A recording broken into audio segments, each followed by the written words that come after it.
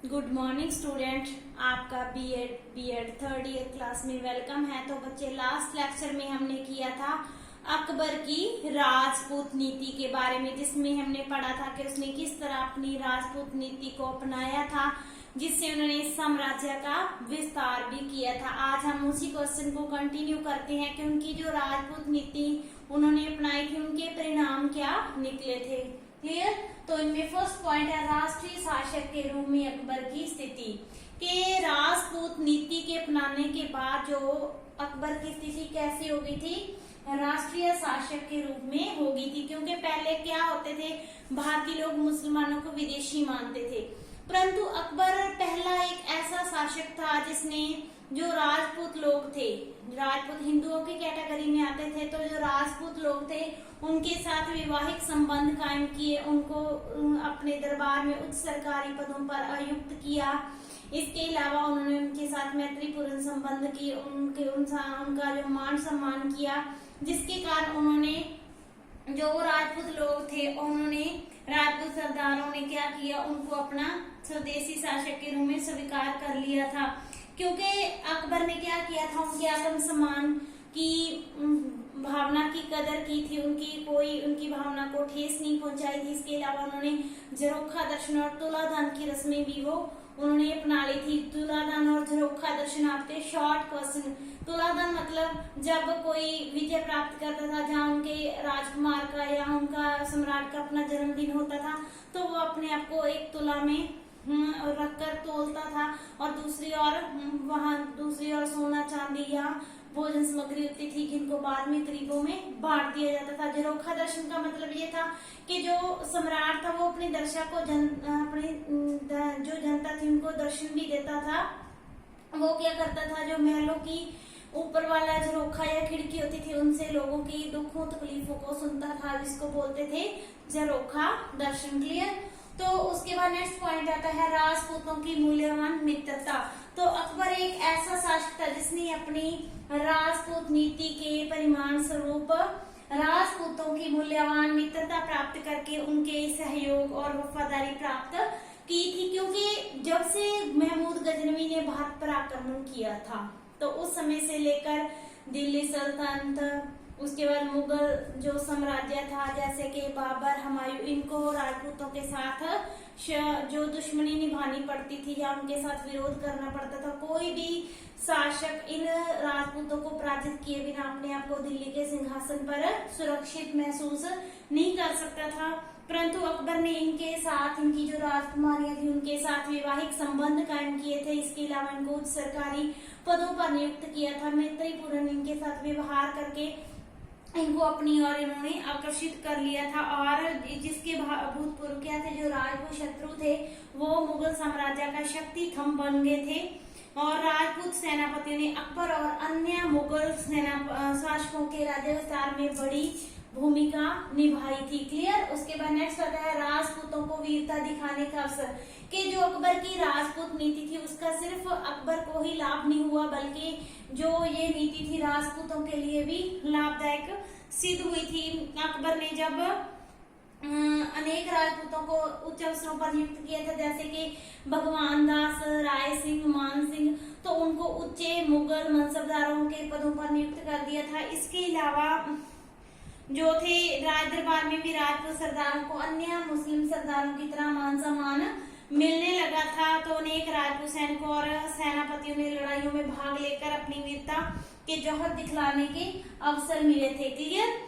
तो इसके कारण जो भारतीय इतिहास में स्थायी रूप में जो राजपूत एक बहादुर और वीर योद्धा के रूप में प्रसिद्ध हुए थे, और उन्होंने अपनी एक अलग पहचान कायम की थी। क्लियर? उसके बाद नेक्स्ट पॉइंट आता है अन्य हिंदू वर्गों का सहयोग। कि सिर्फ राजपूतों ने ही मुगलों का सहयोग नहीं दिया था। जब अकबर ने राजपूतों को अपने पक्ष में कर लिया था, तो स्वाभाविक है कि जो भारतीय समाज के अन्य हिंदू वर्ग थे, उनका झुकाव भी अकबर या मुगल साम्राज्य की या मुगल सरकार के पक्ष में हो गया था। क्योंकि हिंदू जी अनुभव करने लगे थे कि जो अकबर था, उसने ना तो राजपूतों के मान सम्मान को ठेस पहुंचाई है, ना ही उनकी धर्म के प्रति कोई संकीर्ण या कट्टर दृष्टिकोण रखा है। तो राजपूतों के प्रति अकबर के जो सद्व्यवहार किया था अकबर ने, उस व्यवहार ने अन्य हिंदू वर्गों को भी अकबर की ओर आकर्षित कर लिया था, जो उसकी राजपूत नीति का एक अच्छा परिणाम था। नेक्स्ट आता है विद्रोहों का असफल होना। तो अकबर की राजपूत नीति के कारण ही बहुत से विद्रोह असफल हो गए थे। हम जानते हैं कि जो मुगल साम्राज्य था विशाल साम्राज्य था, और इतने बड़े विशाल साम्राज्य में विद्रोहों का होना स्वाभाविक है। तो कभी कभार जो राजकुमार गद्दी की प्राप्ति के लिए, इसके अलावा सेनापति सरदार क्या करते थे, विद्रोह कर देते थे। परंतु अब जब अकबर ने राजपूतों को अपनी ओर मिला लिया था, तो इन विद्रोहों को कुचलने में जो वफादार राजपूत थे उन्होंने मुगल सम्राटों की बहुत सहायता की थी। इसी तरह मुगल सम्राट के राजपूतों के भय के कारण जो सरदार होते थे उनके आक्रमण करने की हिम्मत ही ना पड़ती थी। अगर वो करते भी थे तो भी राजपूत उनको हरा देते थे। इसी तरह कट्टरवादी मुसलमान थे वो भी राजपूतों के भय के कारण ही अकबर की जो धार्मिक सहनशीलता की नीति थी उसके विरुद्ध कुछ भी नहीं कर सके और विरोध करने से कतराते थे। और राजपूतों के सहयोग से ही जो मुगल सम्राट की स्थिति राज्य में सदैव मजबूत रही थी और इससे मुगल साम्राज्य को स्थिरता प्रदान हुई थी। क्लियर। उसके बाद नेक्स्ट पॉइंट है मुगल साम्राज्य का विस्तृत होना, कि अकबर की राजपूत नीति ही थी जिसके कारण उसने मुगल साम्राज्य का काफी विस्तार किया था। क्योंकि जब मुगल शासक जाते थे उत्तर पश्चिम में, दक्षिण में और कंधार, मध्य एशिया में सैनिक अभियानों में जाते थे, तो इन सैनिक अभियानों ने किसने सबसे ज्यादा मुगल सम्राटों का सहयोग दिया था? जैसे कि अकबर का इन राजपूत सैनिकों ने काफी सहयोग दिया था और महत्वपूर्ण विजय प्राप्त की थी, जिसके परिणाम स्वरूप साम्राज्य के विस्तार में काफी वृद्धि हुई थी। तो मुगल साम्राज्य का विस्तार हुआ था। क्लियर, यहाँ तक क्लियर हुआ। नेक्स्ट पॉइंट आता है हिंदू मुस्लिम संस्कृति का विकास। तो अकबर की राजपूत नीति ने हिंदुओं और मुसलमानों का जो आपसी संपर्क बढ़ा दिया था, क्योंकि इससे पहले कहते जो हिंदू और राजपूत लोग थे वो युद्ध के मैदान में आपस में मिलते थे, परंतु अकबर की जो राजपूत नीति के कारण उनको दरबारों में समान दर्जे मिलने लगे थे। इस तरह जो हिंदू और मुस्लिम लोग थे, हिंदू मीन्स राजपूत, तो हिंदू और मुस्लिम लोगों ने आपस में अपने रीति रिवाज, खान पान, रहन सहन, इनके बारे में उन्होंने आपस में विचार चर्चा करनी शुरू कर दी थी, जिसके कारण हिंदू मुस्लिम संस्कृति का काफी ज्यादा विकास हुआ था। और साहित्य, नेक्स्ट पॉइंट आता है साहित्य और कला का बहुमुखी विकास। जब राजपूत नीति के कारण हिंदू मुस्लिम संस्कृति का विकास हुआ तो इसी संस्कृति के अंदर बच्चे साहित्य और कला का भी काफी विकास हुआ। अगर हम कला की बात करते हैं तो उसमें हम चित्रकला, मूर्ति कला, भवन निर्माण कला, संगीत कला के बारे में बात करते हैं, तो बहुत सारा इन कलाओं में विकास हुआ था। हिंदू और मुसलमानों ने फारसी, हिंदी और संस्कृत में कई मौलिक ग्रंथों की रचना भी की थी, जो कि अकबर की राजपूत नीति का ही एक परिणाम था। नेक्स्ट आता है शांति, समृद्धि और प्रशासनिक कुशलता। तो औरंगजेब की जो विवेकपूर्ण राजपूत नीति ने साम्राज्य को युद्ध प्रिय राजपूत जाति प्रदान की थी, जिसके कारण राजपूतों का अकबर को सहयोग प्राप्त होने लगा। जब राजपूतों की बहादुरी का हम सब जानते हैं कि वो बहुत ही युद्ध प्रिय और बहादुर लोग थे, तो उनके भय के कारण अकबर के साम्राज्य में विद्रोह बहुत कम हुए। अगर हुए भी तो राजपूतों के सहयोग से अकबर ने उन विद्रोहों को कुचल दिया था और उन्होंने शांति समृद्धि का वातावरण पैदा कर दिया। और इसी शांति के वातावरण में उन्होंने प्रशासनिक सुधार भी किए थे। इसके अलावा उन्होंने उच्च कोटि का केंद्रीय, प्रांतीय, स्थानिक प्रबंध, न्याय प्रबंध, भूमिकर प्रबंध, मनसबदारी, जगीरदारी, इन प्रथाओं का विकास भी किया था। अगर उसका ध्यान राजपूतों से उनके अच्छे संबंध न होते तो वो जो अकबर था उनका ध्यान सदैव किसकी तरफ होना था? राजपूतों को दबाने में लगा रहना था, तो शायद वो इन जो प्रशासनिक सुधार थे ये ना कर पाता। तो उनका जो शांति समृद्धि और प्रशासनिक कुशलता का कार्य का श्रेय किनको जाता है? अकबर की राजपूत नीति को ही जाता है। नेक्स्ट पॉइंट आता है अकबर के महान बनने की आधारशिला।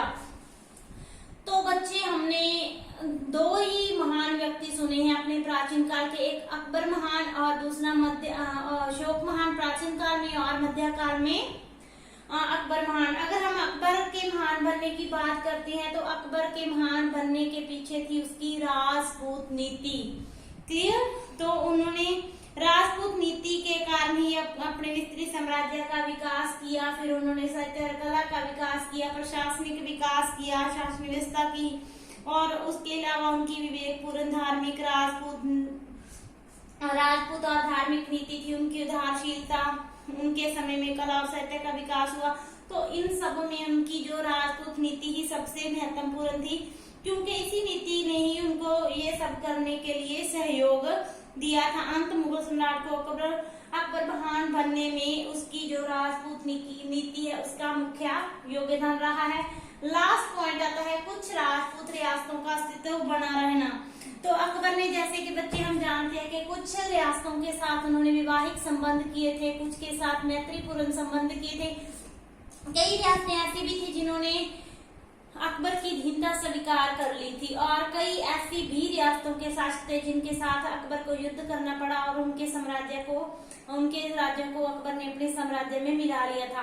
तो अकबर के जिन शासकों या राजपूत शासकों रियासतों के साथ अच्छे संबंध थे, वैवाहिक संबंध थे, मैत्रीपूर्ण संबंध थे, या जिन्होंने आत्मसमर्पण कर लिया था, तो अकबर ने उनको उनके राज्य वापस दे दिए थे। तो इस तरह इन छोटी छोटी रियासतों का अस्तित्व काफी टाइम बाद तक भी बना रहा था। क्लियर? तो आज के लिए इतना ही, कल हम करेंगे next question. Thank you so much.